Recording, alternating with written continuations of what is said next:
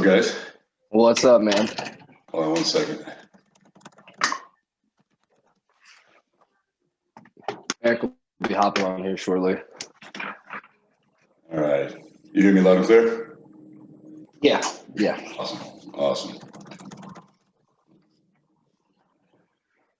So I take it Eric's on his way in? Yeah. He just stepped in. He's got his kids with him, so he's running a little behind. But he just walked in the building, so he's doing his thing now. And we got I think he just called me actually. Okay. And we got our partner Nick. He's gonna be hopping on here too. Cool. All right, 1 second.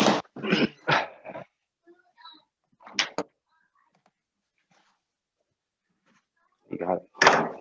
My fucking computer froze. Can I have David Mitchell, please?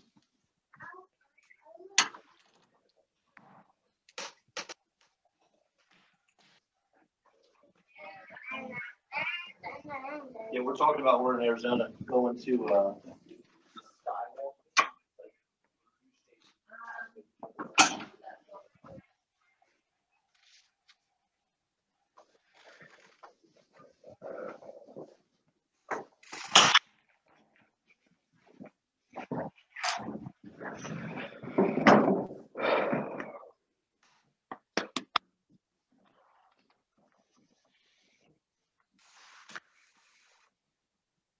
So what's new, my man? Not much, brother. Not much. Just trying to get this thing up and running. Get my contractors to listen to me. You know, the joys of PMing. I bet, man. You got experience on PMing, right? Yeah. I Mainly started residential. Yeah, a little bit of commercial. With property restoration for insurance jobs. Mm-hmm. But mostly residential. Yeah. Good for you, man. What were some of the biggest challenges you faced when you were PMing elsewhere? Mostly people listening to me because I'm a young guy. I started doing this when I was 21, and just they see a kid running around trying to tell these 45-year-olds how to swing a hammer. It doesn't make them too happy. Dude, I lived it. I've been there. Trust me. When I started at 22, it was the same thing. What's up, Nick? Yeah. Good morning, bro. You're on mute, bro. Yeah. Oh, my fault. There he is. Welcome back. I'm doing well, man. And you? Yeah. Hey, hanging in there, man. Trying to get the grind going today. You know how it goes. So I don't know who's going to spearhead the training moving forward, but what I would recommend is I got to get Nick. I'm going to add Nick and whose email do I actually have in my system right now, Andy? Is it Eric's? You have Erik in mind. All right, I'm going to add in. Let me add in Nick. Nick, what's your email? NFEUDALE@yahoo.com.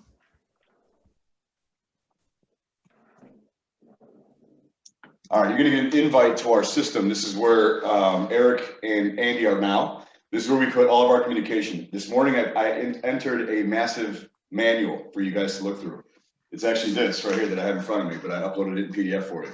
It's our camp. It's our big boot camp manual that we use. So take that and go through that. There are going to be tabs on it, as you can see. Let me move over here. So you go through everything. And we talk about general contracting, time management, scheduling, construction modeling, production phases, KPIs. Everything's in this manual. Okay. Sweet. So definitely go through that on your own and learn that. Continue learning that as well. I'm going to give you guys access, and I'll put that in the system as well. I'm going to give you guys access individually to the online courses, so you guys can learn from there too. There's 16 modules in there, so I'm going to give you access to that, so you guys continue learning on your own. You'll each have your own independent logins and credentials, and you can access that 24/7. So you're going to have access to a ton of information, and if I were you, I'd utilize it. So that'll help you on that level. So manuals uploaded, you're going to have access to the academy courses as well. So that'll be something you guys can learn on your own, 24/7, 365. And you said you did send that over to me? So you should check your email now. You should get an invite from a system called Moxtra, Moxtra. And all it's going to say is create your password, and then you're going to be in the same chat as Erik and Andy. I didn't get it yet. That was N as in Nick, F as in Frank, E, U. Yeah, let me double check. A-L-E? I got NFE. Oh, I think I missed the A. Hold on. Let me redo it. Right, I worked with Eric for a couple years and he still spells it wrong. All right, say it again. I worked with Eric for a couple years and he still spells it wrong. Oh, I get it, dude. Okay, so say it for me again one more time. N-F-E-U, D as in David, A-L-E. Feudale. Or feudale in Italian. All right, man. Check your email now. Sweet.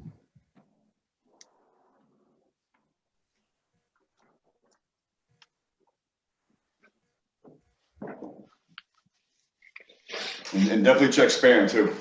Okay.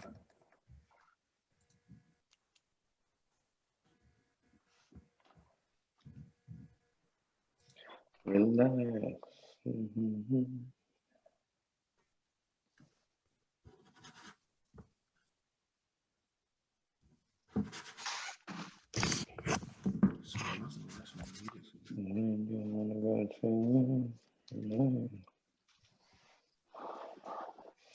All right, let's see where Eric's at.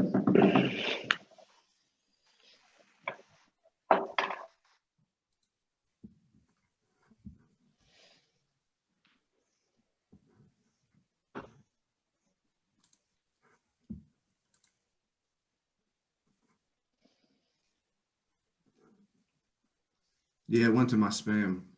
Okay, it happens usually on the first one.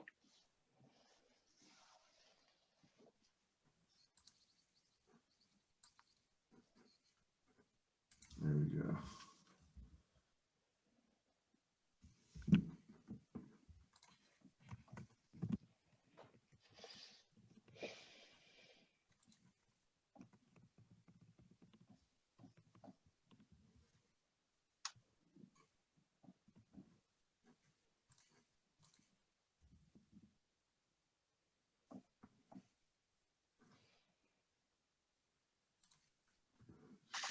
All right, I'm in. Good. So now you have access to that. So this is where we keep all of our communications. So you can kind of go back through some of those communications prior to you. And you'll see it's very easy. So moving forward and all the training and forever, you guys will always have an account here for free. So you'll be able to talk to me, ask me questions, anything we do moving forward, put it in the system. And you're going to start seeing that the way I operate is kind of like I'm project managing you guys. And you're going to see how it works because this is how you want to start managing the field as well, right? When you start running a construction division, construction company, obviously Andy's going to be running guys. You know, a tool like this is absolutely essential. I've been running this system probably the last 6 years, and I've managed properties all over the country from here. And that's because I'm able to put a team collaborative effort where we're all in one spot. And in here, I'll put the GCs, I'll put the subs, I'll put the real estate agents, title companies, everybody who's, you know, in relation to that transaction of that specific property has access to this. And I tell everybody, this is where we communicate. And I'm going to teach you why this is so important because it's going to make your life easier, Andy. And then Nick, from a higher level perspective, it's going to make your life easier when you just kind of like log in to see what's happening for the day. Because Andy's going to be really running that thing. And you're going to also see that at some level, you're going to be needing what's called a construction coordinator. It's called a CC. And I'll get into that, probably not today, but we'll get into that, what that position is. That position is really like a junior PM that supports Andy. If you have a CC and then you have Andy, you have a powerhouse two-headed monster that will basically run the construction company for you guys, because those two will be working in tandem. And the individual who's the CC usually is more office-based, and they're like in the system. They're always looking at the schedules. They're always looking at where the money is, the draws, the invoicing. So they're more of the project manager on the admin side, so that the PM, like Andy, can actually be on the field 95% of the time getting these things done. And those two work hand in hand, and you can actually tie the incentives together as well, because this way they work together and they have a goal, like they're a team. Like, I need this, and you know, she may say, hey, you know, Andy, I need to get these invoices in. Can you make sure the guys send them in? And Andy's out there mushing the puppy saying, give me those invoices. You know, they work together. Awesome. And this way, Andy's not bombarded with all this administrative shit that eats up his time. The only things Andy should be worried about. Brother, I lived it. I know. Trust me, I know. That's why we created this model. When I first started, I was doing everything. I was like, there's just no time in the day. But by the time you're done, it's 11 p.m., you're burnt the fuck out. You're not going to survive very long. Right. You face burnout very quickly if you don't have the right process. And that's what it's all about. So this is all firsthand experience. Like this is all the shit that I did wrong. That's why we're showing it to you. But Are we waiting for Eric or what are we doing? Let me go see where he's at. Let me.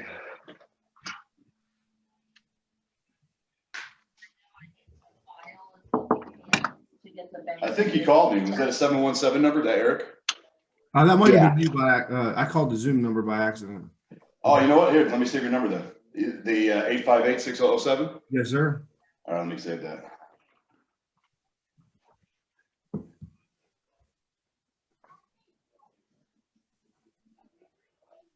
Spell your last name for me again? F-E-U. We start without you. Yeah. Okay. L-E. Got it. Sweet. Yeah, we're gonna start without Eric today. All right, fine. So let's get to it.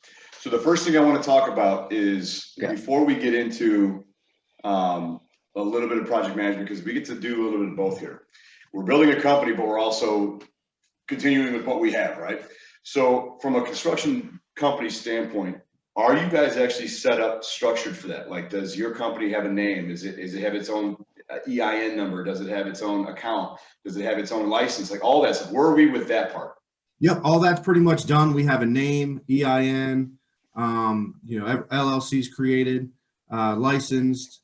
So we're So literally. you do have a construction, a GC license. Yes. Fantastic. Yep. So then where we were at, originally we didn't know about bringing on a PM or bringing on like those W-2 employees we talked about yesterday, but like now we have the PM, and then I'm assuming at some point here in the more the near future we would look for like W-2 employees, like 2 or 3 like you said, to bring on. That can help us do a lot of the work that's easy work, not necessarily where you need a license for it, electrician, plumbing, so on and so forth. But we'll listen to you for that and help. Oh, of course. So let's do this then. So I'm glad your company is set up the way it's supposed to be set up. So let's jump into some PMing right now, because I know this will help Andy immediately. The first call is always like an onboarding call, right? I have to get to know what you guys' strengths and weaknesses are, where your challenges are, things like that. So Andy, if you don't mind, tell me the top 3 challenges you're facing today. Okay. Pricing estimates correctly. That I'm either pricing myself out of it, or I'm either not going to make money on it. Okay. So finding that sweet spot there. Organization is a big thing that I think everyone can work on, but I definitely need to work on that. And then 2 is just I can my biggest issue, and this is number 1. I can do everything right. I can schedule it. I can get the material there on time. But if the guy doesn't show up, I don't know what to do. And that happens to me a lot. I guess maybe it's just I need new people, and I just need to vet reliable guys. But it's a lot of trusting contractors there. It's relying on unreliable people. Got it. So why don't you guys click on that manual real quick? Okay. Open that up on your screen. And when you go there, go to page 44. Now this is different than the PM course that I've been working on. Correct. So this is it's gonna coincide, but yes, it's different. We're gonna be deep diving things a lot differently now, right? Because I'm on the 8-week course right now. Mm-hmm. Okay. Now is there a different So in Moxtra, I uploaded a manual. Oh, okay. Let me go to Moxtra. This morning, yeah. So click on that. It says camps in session. Okay. You said page 44, correct? Page 44. KPIs. Oh, right here. Page 44. All right.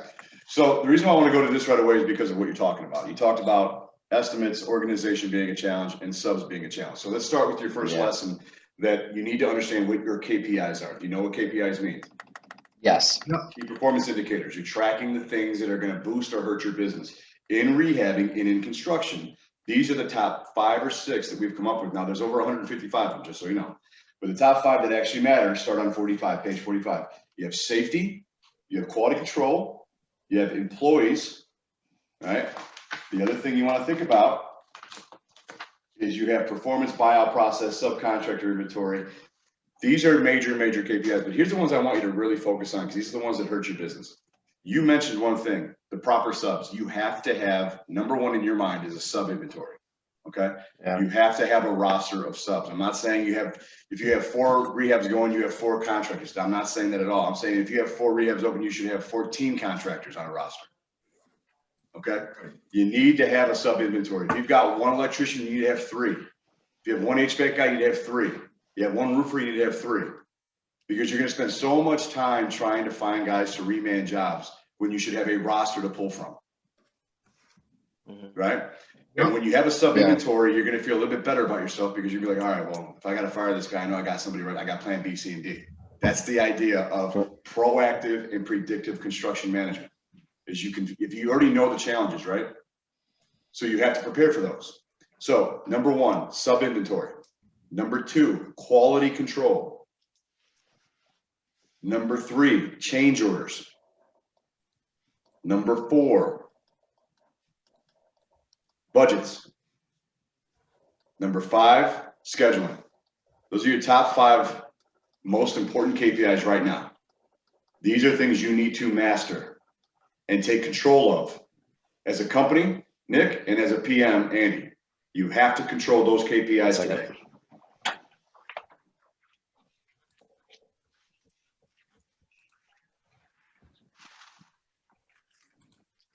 Make sense, Nick?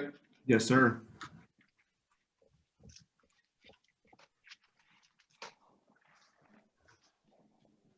Good? Yep. Yep. All right, so with that said, we got our KPIs. Now we're going to move into the way we set up for construction, okay? When you take a property down, Nick, you and Eric take a property down. Let's just call it 123 Madison Street for sake. 123 Madison Street goes under contract today. That means that on average, you have 30 days before you close on that project. Fair enough? Yep. Okay. Andy, there is a shit ton of work that has to happen in those 30 days. It's called production phase. Lesson number 2, there's 3 phases to construction: production, construction, closeout, right? You can't get to 2 and 3 if you did not do number 1 right. Production is the most important phase in construction, setting up your job. Okay, so let's say hypothetically that 123 Madison Street went under contract today. That means that your clock is ticking, right? On that specific project, clock is ticking. So what you need to do is 4 major steps, and we're going to dissect that in today's call, okay? You have to do 1, you have to do pre-walk. Number 2, contract period. Number 3, pre-con, which is the pre-construction meeting. And then number 4 is the review of the schedule and the draw management process. So let's start from the beginning, and this is where we're going to start learning. The production phase starts immediately. And just so you know, all this information is in this manual, okay? One of the biggest takeaways here is what you just said, Nick, on estimating. How often do you wait for a bid from a contractor? I try to get it before a week, but usually a week is acceptable for me. Okay. Who initially puts together the rehab budget? Eric has a number in his head. Mm-hmm. He's walked 5,000 houses in the last 5 years. So he knows that if I buy it at this, I need to be at this. Mm-hmm. And then I try and get my numbers to fit his. Understood. So how, on average then, since he's not here to speak for himself, on average, when you get, I don't know, maybe to a midpoint on any given project, how often are you guys actually remaining within that budget or going over? So we're about a month into flipping. Now, in my previous life at the company we were all at before, it would be, I'd say about half the time we were at budget, about halfway through. Sometimes we were over, a lot of times we were under. How many change orders per project would you say you have? 3 or 4. And that pretty much takes you out of budget, right? Yeah. Why is that? Because it's one of your KPIs, change orders. Yeah. What does change order do? Affects your budget. If it affects your budget, what else happens? It affects your schedule. That's why those are the top 5 KPIs.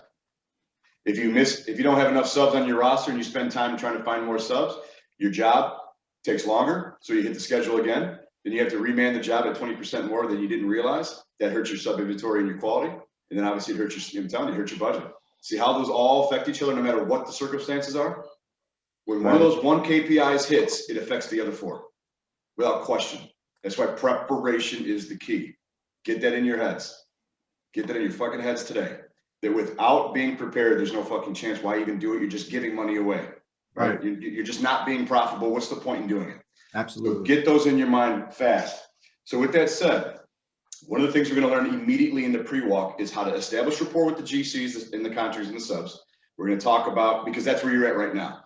We're going to start navigating away from that and start building an in-house team, right? But since you're in it right now, I want to help you right now. So with that said, one of the things I want you to think about is the first step pre-walk. At the first step pre-walk, you're going to go to that project with a preliminary scope of work, not final, preliminary. The reason why you go with the preliminary scope of work is because you want the buy-in from the subs to give you input, to give you advice. One, because they might help you finish your scope of work, which is the whole idea. And two, maybe you have questions where you're unclear and you do need their perspective. And three, most importantly, you're establishing rapport, right? Too often people walk these projects with contractors and they don't establish a relationship. 2 months later, they're like, fuck this guy. But that's on you to establish, can you work with this guy from day one? Just like when you hire an employee, you interview them for a reason. You're trying to figure out, are they a fit for our culture? Do they understand our objective? Can they help us meet our goals? Are they going to be a team player, right? It's the same thing you do with the sub. Are they going to help us meet our goals? Can they get this thing done? Do they have the experience? Do they have the skill? Can they work with us? Are they too much of an alpha? You know, do they bend, not break? That kind of thing. So that's what pre-walk is all about. Now, first thing I want you to do is when this project 123 Madison Street goes under contract, that's when you start establishing your scope of work. Now, how soon do you get to a project, Andy, once Erik closes? I'm sorry, once Erik puts a project under contract? Within a day or two. If we know that we're gonna buy it, I usually set up a time, whether it's occupied or not, to walk it. Here's one of the things, Erik and Nick, you're gonna have to talk together about this. Every day matters in the 30-day production process. We don't have 30, 30 days is nothing, right? Think about roads and buildings and new development. You think they get 30 days to plan? No, dude, they get 3 years, right? You get 30 days to plan massive renovations, so you don't have enough time. So if I were you, Andy, I would start looking at a dynamic schedule and working with Erik and Nick closely to know when one project goes under contract, you're on it within 24 hours. You've got to get there and get that thing walked. You got to establish your preliminary scope of work so that you can do your pre-walk, because you haven't really gotten to step one yet, right? You still have to do some of your risk assessment. That's what that is. When you walk the project for the first time, you're doing risk assessment. So the first thing I want you to think about is what's called the risk wheel. I just want you to think of like a pie with slices, pizza slices, right? Each slice is a risk. Let me give you an example. 123 Madison Street. You're in Pennsylvania, right? So let's just say it's cold as hell right now and there's snow on the ground. Okay. Well, don't you think that's an obvious risk? So we took a deal down today. I go see it tomorrow, and it just snowed. Like we have a blizzard going on right now here in Chicago. If I took a deal down, I'm thinking, shit, I got to worry about city streets being shoveled, which they're not going to be. I got to worry about subs being able to get to job sites. I got to think about vendors being able to deliver materials. I got to think about weather. I got to think about my subs' cars breaking down. These are things you, as a project manager, have to think about every single project, because there's no way for you to ever be proactive and predictive if you're not planning for that. All these risks are so highly overlooked. The other thing is I want you to think about is your geography. Where is all of your flips? How close are they in proximity? How close are you to these flips in a blizzard? How close are your subs to these? These are all risks that you need to establish. That's on you. That's your job, right? We took down 123 Madison Street today. I've got to look at every single risk and write those down. That's part of my job, because as a project manager, I have to navigate through those challenges, and best believe they're coming, right? They're coming. And you can't use the excuse, well, oh, it's snowing. Well, no shit. We all look at the weather every day. It's construction. If you're not looking at the weather every day, you're an idiot. We're in construction outside. You have to look at the weather daily to see if it's going to rain. It's going to be cold. It's going to snow. It's going to be hot as hell, because it changes the way you may go in order of doing things on the scope of work, right? So lesson number one in terms of project management, the moment the project goes under contract, you have to establish and get there within 24 hours and establish your risk. Make your list of risks. In the manual, and actually in the modules as well, there's an actual risk wheel that you can download and use that. Use that and write those things down until it becomes instinct. And you're going to see that I'm going to teach you the word instinct all the time, where it's just, I know what to do. Write it down so you remember. Write it down so you remember. Write it down until you don't need to write it down anymore. That's the whole idea, right? I'm also going to upload a project manager guide for you, Andy, and for you, Nick. And it goes sequential on things to do. Like it's like a reminder binder. It says, did you do this? And then track the time on that. And then was there an issue or a challenge? Yes. Okay, we'll write down that issue or challenge. So on the next one we go back, we're not doing that again. So it's like an accountability project management manual for you guys.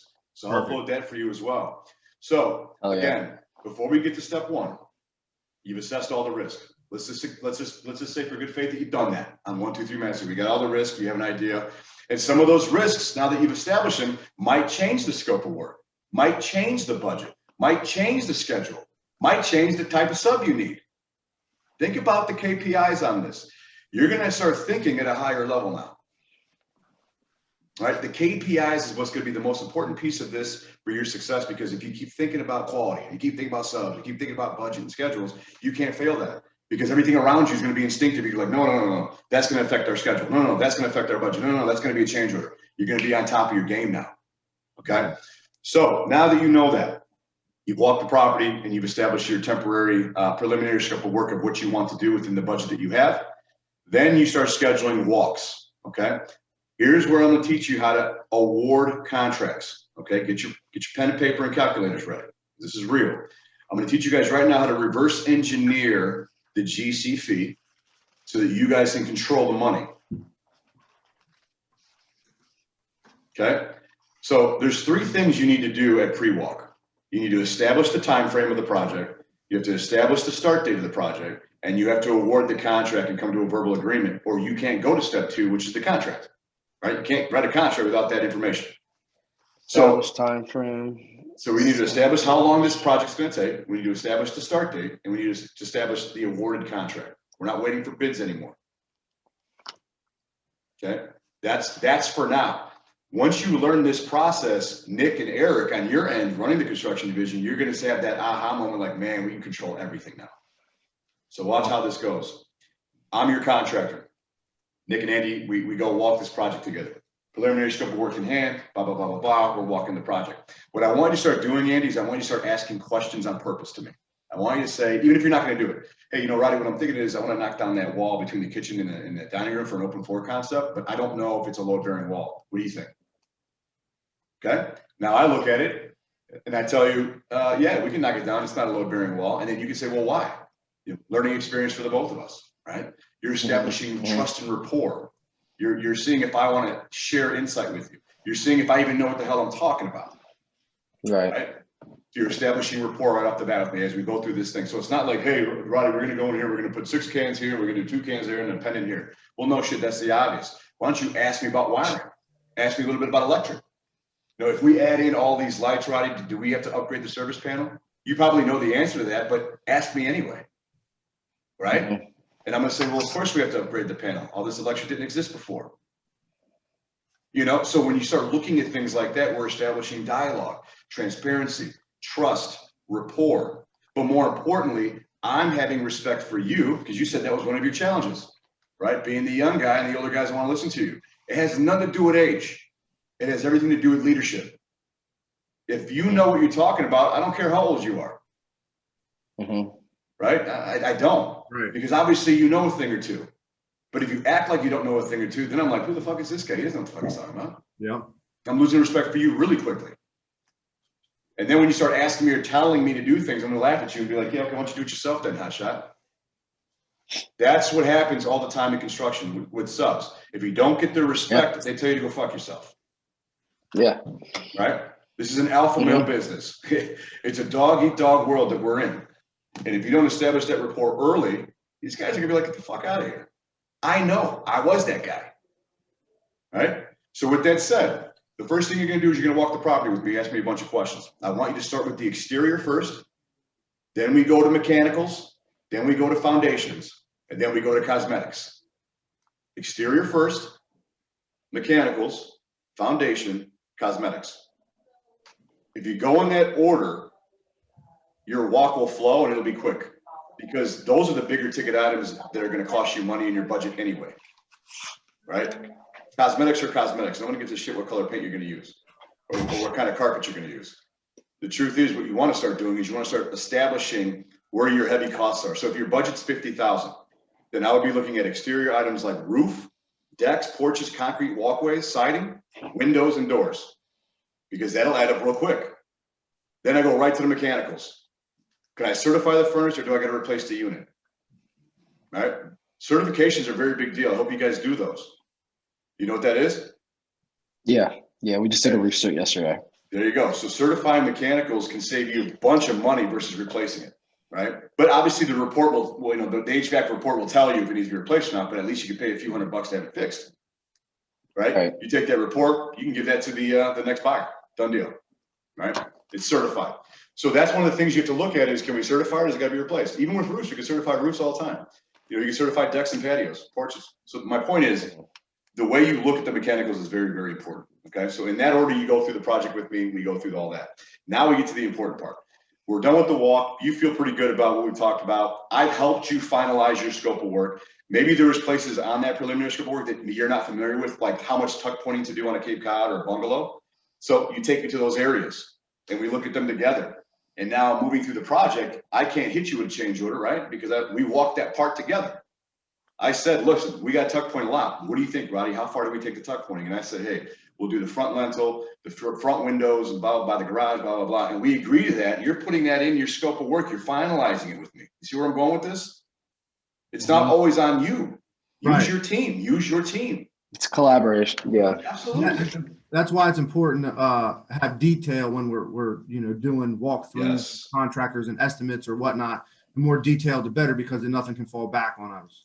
That is exactly it, my man. And oftentimes, investors, investment companies, and just people in general, they don't have enough, for whatever reason, they're just not comfortable enough having those conversations.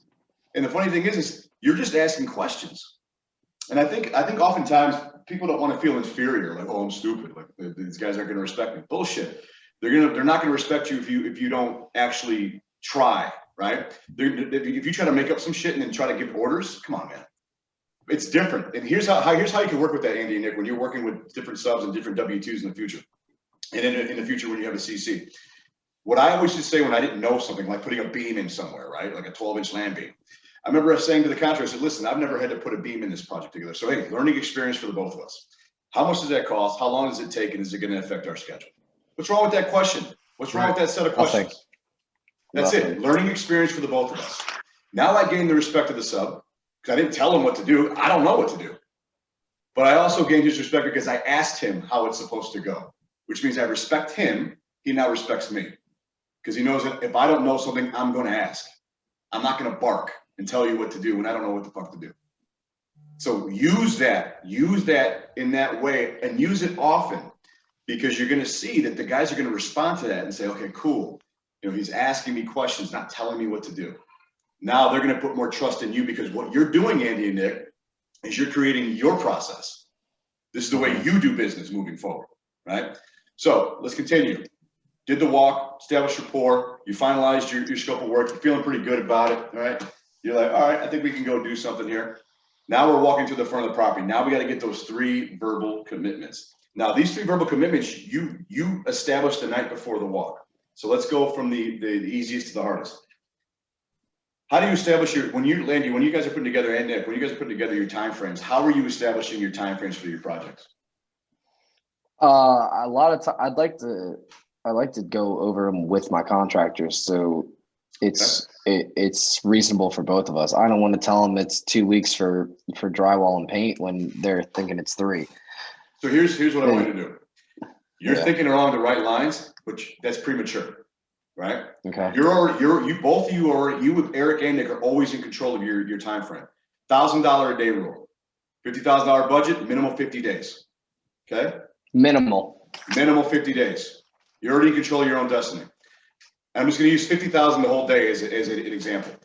So at $50,000, more than likely you're pulling permits, right? Obviously, that's a bigger budget. You're probably pulling permits for this, that, and the other, right? And if it's a rehab, you know damn well you're going to have to upgrade mechanicals at some level anyway. So you're pulling a permit. So here's what you do, and this is why you do all this before you meet me. You call the city and say, hey, city of York or wherever the hell you guys are from. Hey, here's what we're going to do. I have, we're going to be working on a project, 123 Madison Street. I have a couple questions regarding permitting timeframe and inspection timeframe, because you're trying to establish your timeframe. If you already know it's at least 50 days, we have to incorporate third-party variables, which is the city time. Don't be naive to that. So you say, hey, once we have all of our documents together and we submit for permits, how long is the permit process? Let's just say they say 14 days. Okay, so it's 50 plus 14 now. And then you say, okay, well, when I call for rough inspection, how many days from the day of order? She might say 24 hours, she might say 3 days. I don't know. Let's just say it's 3 days. So really it's now 50 plus 14 plus 3. And then you say, is it the same 3 days for final inspection? She's like, no, it's 24 hours. Okay, so it's 50, 50 plus 14 plus 3 plus 1. Where does that take you? Up to almost 75 days now. So you're in control, days, yeah. but you're in control. You don't need to ask me how long this project takes me. You know how long it should take me.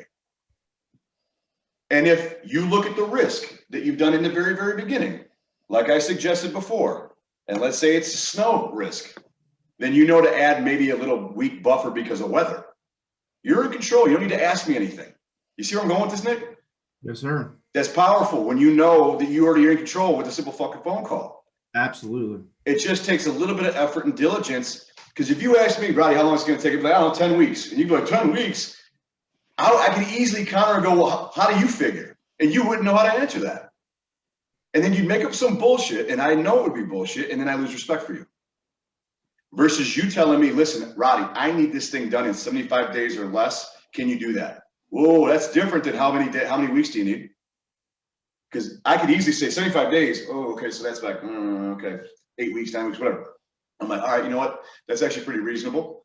And then what's happening? You and I are talking about that. Hey, Roddy, can you get this thing done in 75 days or less? And I'm like, all right, let's talk about that. And then you could literally say, listen, you can even share if you want. This is how I came up with that.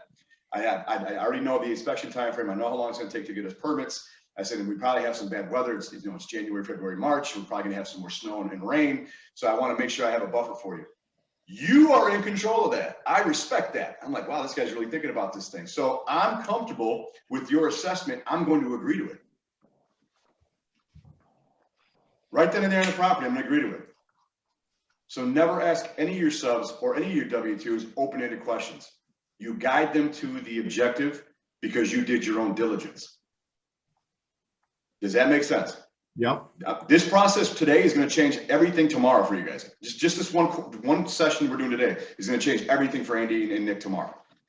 So verbal commitment number 1 is really in your hands. You know how long the project's going to take. You did your calls, you added it all up, you assess the risk to see if there's anything that could affect the time frame. So you come up with 75, maybe it's 80, whatever you want, but you know the ballpark now. Okay. So that's verbal commitment number 1, and we'll go through them all again. Don't worry. So the other thing you want to do is the start date. When should we start the project? When should we start 123 Madison Street? The week you close. The jobs. The week you close. Yeah. So why would you ask me, hey, Roddy, when can you start? You telling me when to start. No, hey, Roddy, here's the deal. We put this under contract. Yeah. We put this under contract 3 days ago, and we're going to close on it on February 23rd. I want to make sure that you can start the week of the 23rd. Is that going to be a problem for you? Versus when can you start? When you ask the contract, when can you start? He's going to be like, I got to check my schedule. I'll get back to you. No, bullshit. We don't have time for that. I'm in control. I need to tell you, we close in 4 weeks. I want you to start in 4 weeks. Put that down. Are we good? Can we get that done? Now you're forcing me to think about my schedule there and on the spot. Right? I might be thinking, okay, if I start this one in 4 weeks, I got to close out this other one that I'm doing. I got 2 other ones on the docket. You're forcing me to, again, be transparent with my current schedule, come to an agreement with you then and there. And this is your new process. So you already told me how many days the project should take. You already told me when you want me to start. You're in complete control, man. You're in control from the moment we meet. Now, here's the big one. Awarding the contract. Rule number 1 to all budgets. We're going to go back to 50,000. Rule number 1 to all budgets. Anything under $100,000 in construction should have a 10% contingency attached to it. Anything over 100 should have 20%. Anything over 200 should have 30%. And so you get it, the increments of 10% for every 100,000. Okay, make sense? So over 100 is 20, and then over 200 is 30. And it just keeps going on and on. Because as a construction company, you guys obviously, we're talking rehab, but as a construction company, you guys can take on as big a project as you want. Right. So that's why I want you to make sure that you see how the increments go. You got to have that contingency in your construction budget. Okay. So let's use $50,000 for good measure like we have been all day. You take $50,000. I'm going to write this down so we can do the math together. I would too. You got $50,000. First thing you're going to do is you're going to multiply that by 10. Why? Because that 10% is your contingency. It doesn't belong to anybody else but the company. That's your what if change order money. And trust me, as you know, there's going to be change orders. So even though we're not doing, so on our flips, we're not doing these so our company can make a profit.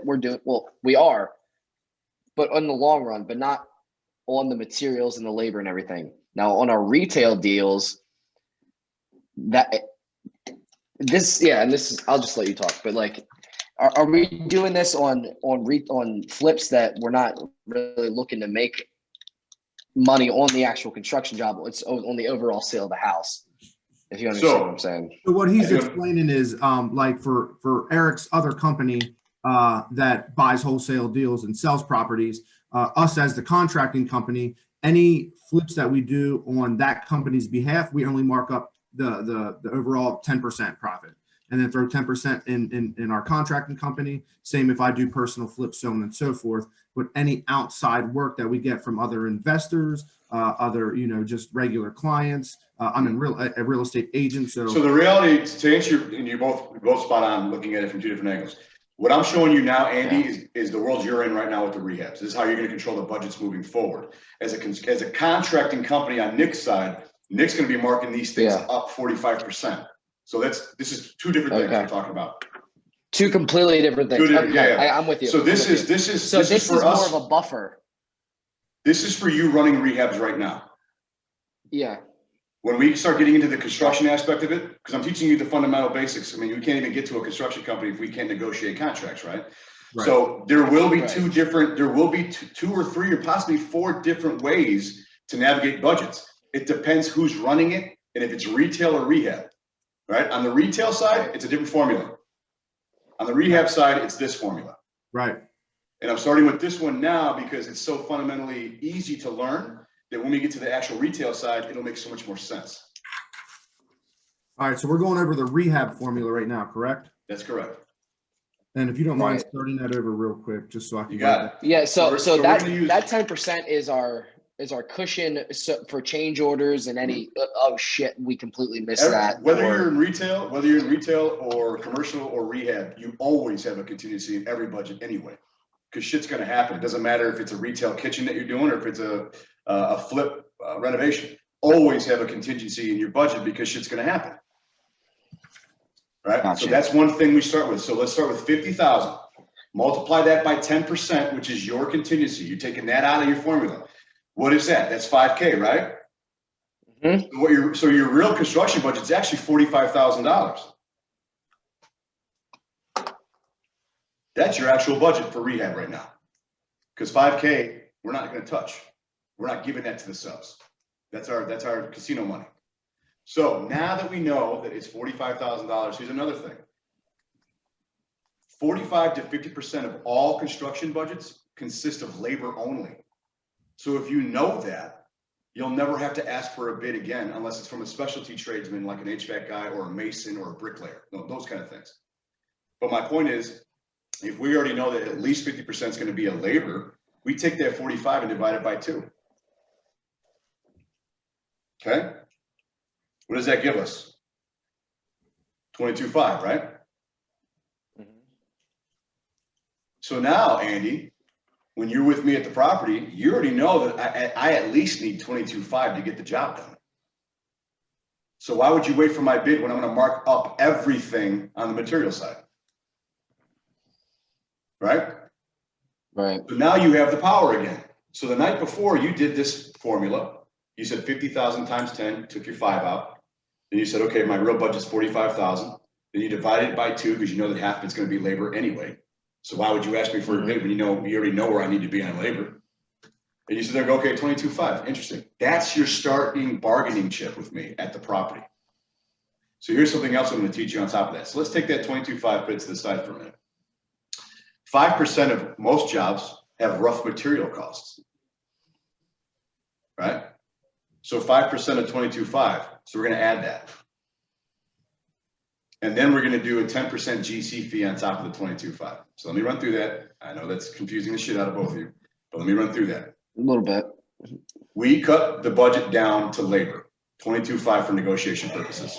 At 22.5, now we have a chip in the game where we're in control.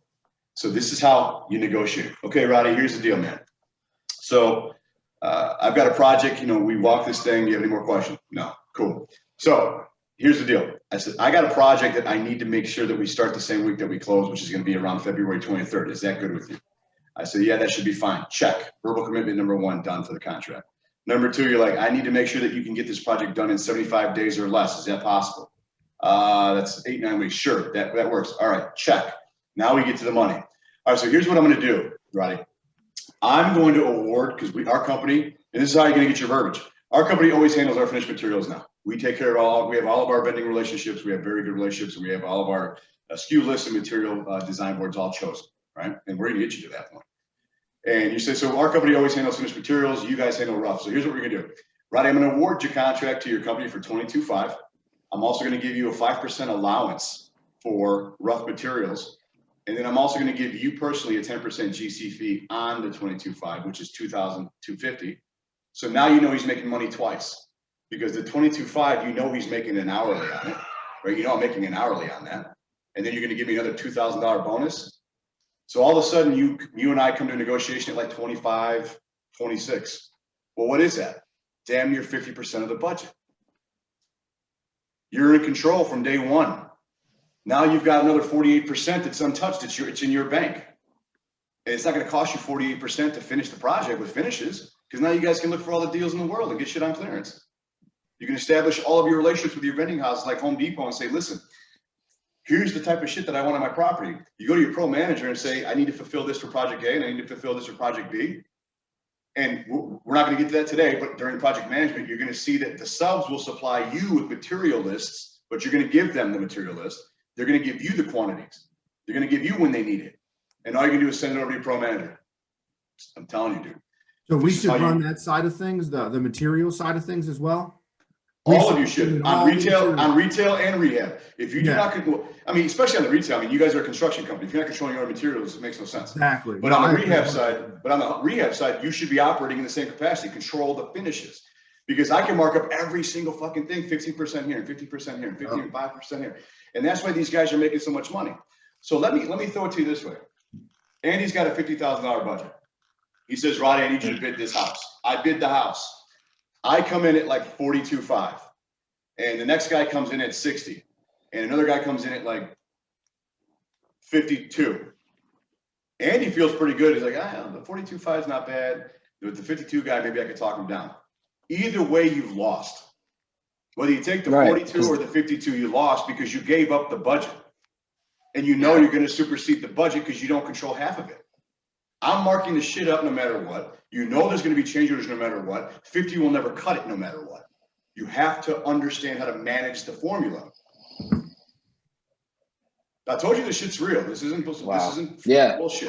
Are there examples in that packet of the stuff we just discussed in regards to? Yes, in the manual, there's an entire breakdown of the formula. Sweet, cool. Okay. Master that, practice that. Just take the stupid budgets and practice that. It could be 100,000, it could be 20,000, it could be 10,000. It doesn't matter. Just practice that, because the more you speak it, the faster it'll go. But go ahead, buddy.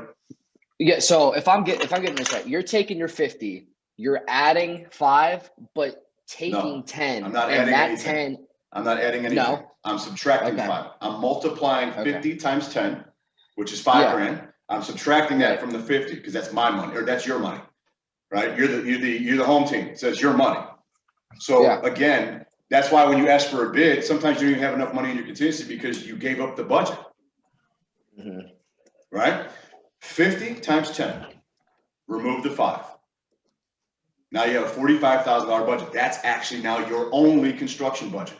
This is why this is important practice. Is the 45, and this is exactly why it's important, Andy and Nick, because when you do that, I want you to start thinking of this formula when you first put your preliminary scope together, Andy. The first time you go to the project after it's under contract to do your risk analysis and start working on your scope, I want you to start thinking about the budget. Does the actual budget Eric put together make sense now that you know the formula?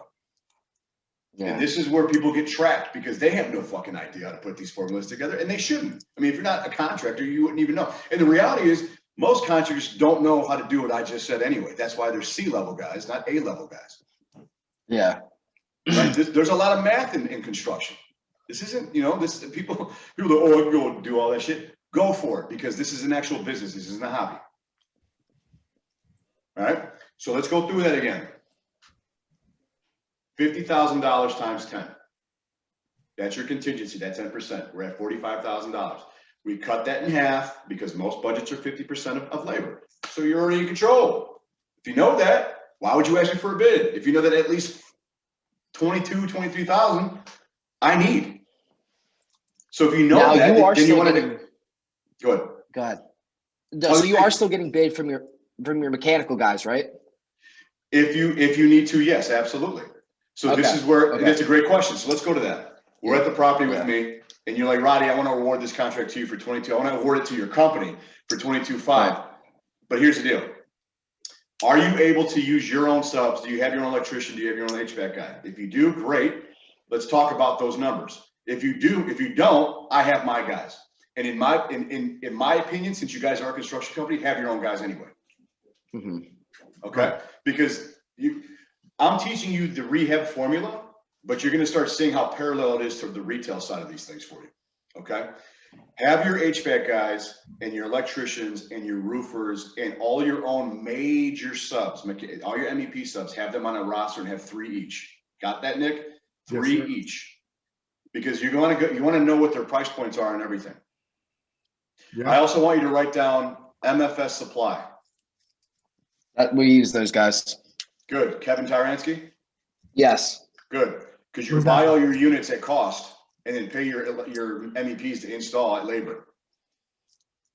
We're not there yet, but I'm just kind of giving you, I'm painting a picture of how much work we need to do. Mm-hmm. Okay. Right. But we have to start with the very, very basics of the fundamentals of the money. It all starts with the budget. If you cannot come up with the right budget, navigate that budget, award that budget, fuck the project, it's over. It doesn't even matter what you want to do with it if you're not prepared for it. Okay. So we actually covered a hell of a lot of detail in just step 1, dude. Just step 1 of production. Okay. I don't want to bombard you with step 2, 3, and 4 just yet, because I know that this has got you guys spinning, and I appreciate that. What I'd like to do with you guys, if you can do it, is I'm going to put my calendar link. I'm not done for the day yet, but I'm just throwing it up. I'm going to put my calendar link back up there. Schedule a call with me to train as soon as possible. Keep this fresh. If it's tomorrow, it's tomorrow. If I have time on my calendar, do it tomorrow. Let's keep this fresh. Yeah. Yeah. And so let's go through this again. Okay. 50,000 times 10. Contingency removed. 45,000 divided by 2. Labor pulled out. Leaves you about 22.5 to navigate with, which is 48 to 50% of the budget. That's what we want. No matter if you're running it as construction or you're farming it out, you control the budget. I don't care who you are. In retail, you have to control the budget. In rehab, now you know how to. Yes, perfect. Okay. So and that leftover 22, that's money for material. That's money for other subcontract. Okay. Yes. Okay. And if you do it correctly, say it again. That is for other subs as well. The additional 22.5. That is correct. Okay. And you're going to learn really quickly that some of these budgets might not make sense at first. When you start looking at navigating it and you start saying, okay, I've got 22.5 of a $50,000 budget. I need money for permits, obviously. I need money for some furnace repairs. I need money for electrical upgrades. I need money for plumbing. You're going to realize that might eat up another 10K. Right. Right. And then you look at it and go, shit, I'm actually at 12.5. I'm at 12.5. Can I get my materials done for 12.5? Then you realize, you know what? 50 is not actually where we need to be. On average, we're a $65,000 rehab company. And that's okay. As long as you know where your numbers fall in place, then Erik can buy better. Yes. Okay. That's all this is. It doesn't mean that you're wrong. It means you can buy better. Yep. So using this formula is going to allow you guys to really figure out, are the properties you're taking down realistic budgets? And if they're not, so be it. But now you know how to do it. Yeah. And now you can share with Erik, listen, I went to the project. I'm using Roddy's formula. And you know what? Honestly, 50,000 doesn't cut it. We need more like 65, and we can do what we need to do to navigate the rehab side. And he's not gonna get pissed. He's like, great, that helps me look at these projects differently, because he might have to go deeper in the deal. He'll have to do a different type of offer, or some properties he might have to pass on, or he just wholesales them.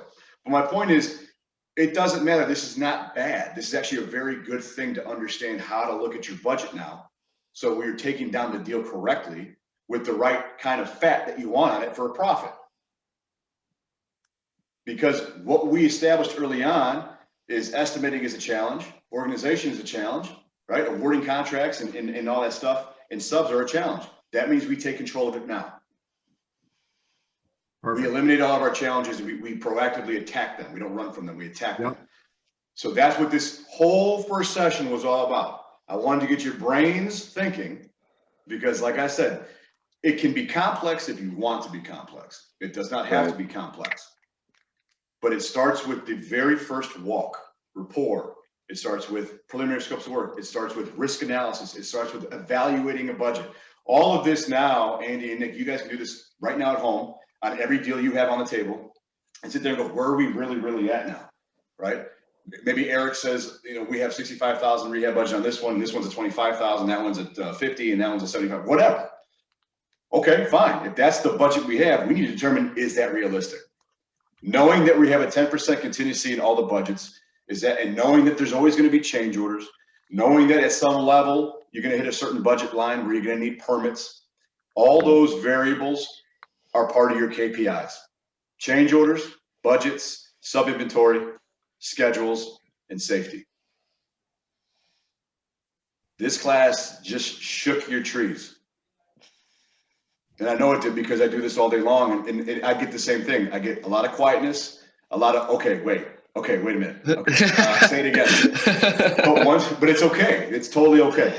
So once you guys start looking at the numbers, because there's no point jumping into project management or closeout or punch listing or quality control. What's the point of getting there if we can't get there? Right. Step one is the most important step to construction. Money. Is our budget accurate? Yeah. Right? When we have a budget, we create a scope of work. When we create a scope of work, we can create a schedule. If the budget is wrong, the scope is wrong. If the scope is wrong, the schedule is wrong. If the schedule is wrong, draws are wrong. Progress is wrong. The fucking thing is dead. They literally connect dots. You can't skip them. Remember that. If the budget's wrong, scope's wrong, schedule's wrong, draws are wrong. Dead in the water. The job's wrong. You can't force shit. All you guys are gonna do is fight, argue, and bitch at each other. You're gonna have high turnover, and all you're doing is repeating the same dirty process.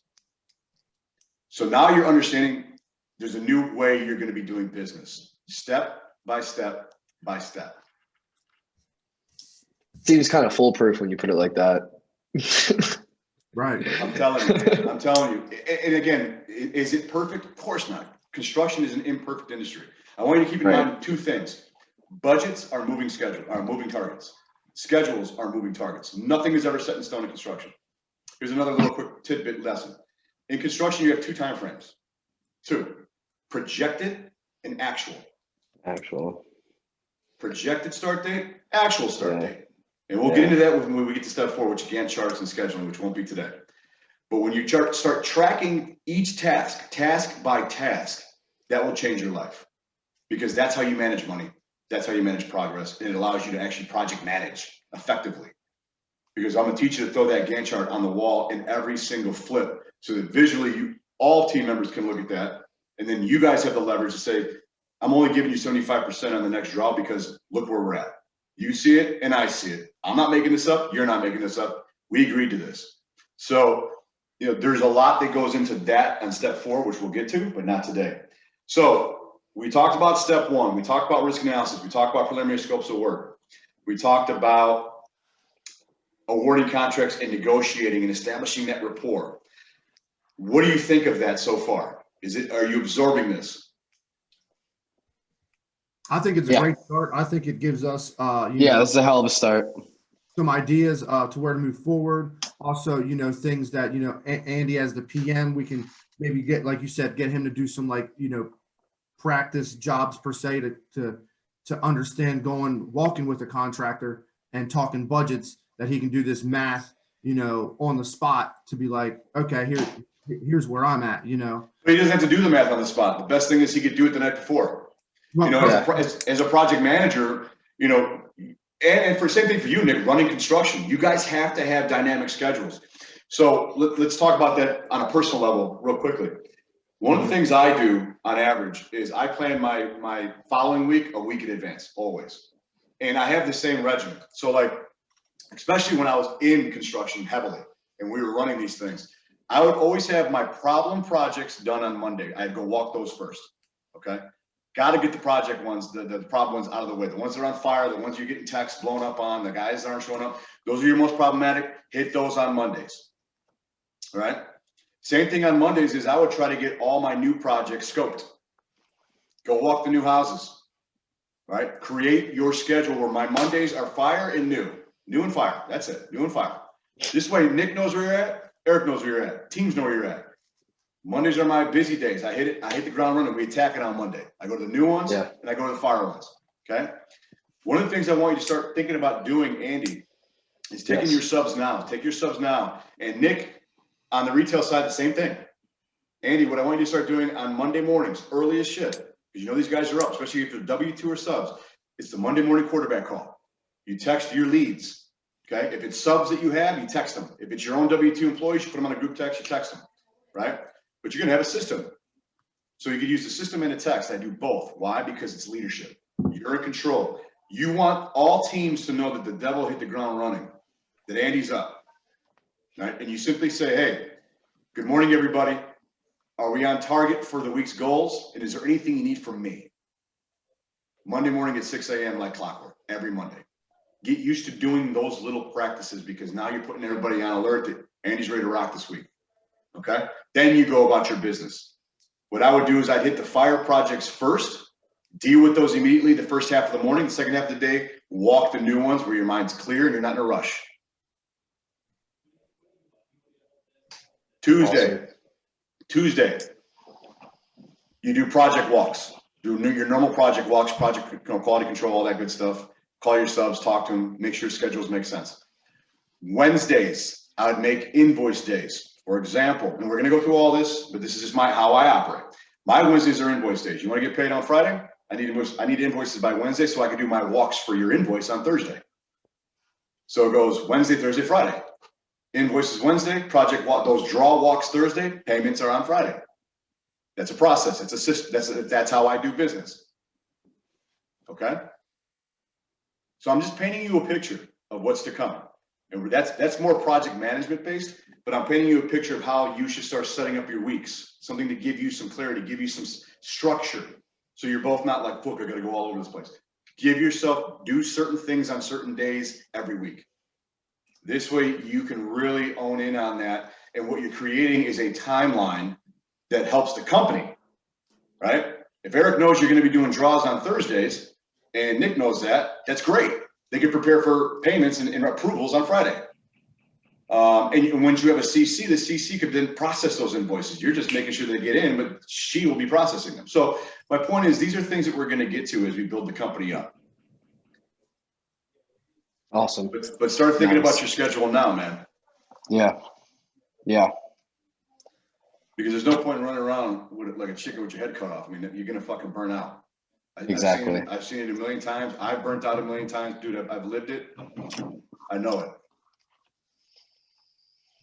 No, this is awesome. Thank you so much, man. No, man, it's good. This is a good first session. So I'm going to put my calendar link in there. Nick, feel free to go in there and schedule the next call. Talk to your team about when the next call is, and we'll continue. We left off at step 1. I'm writing my notes. Yeah, it was a long step 1, but it was good.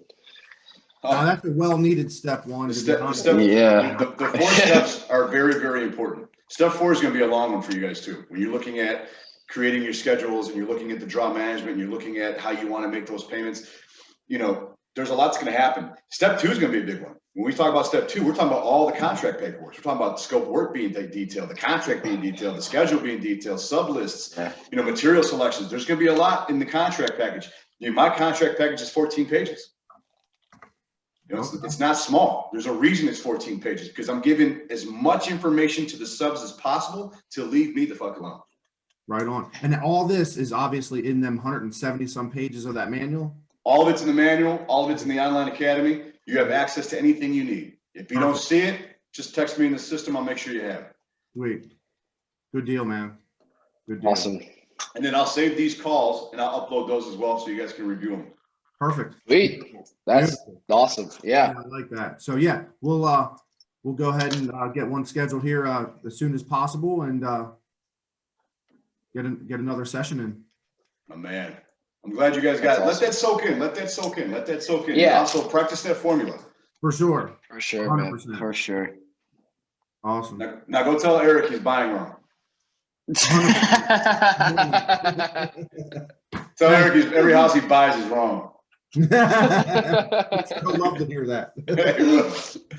Good stuff, man. All right, boys. I look forward to the next Later, call. brother. Great day, I man. appreciate it. Have a good day, guys. Bro. Thank you. You're welcome.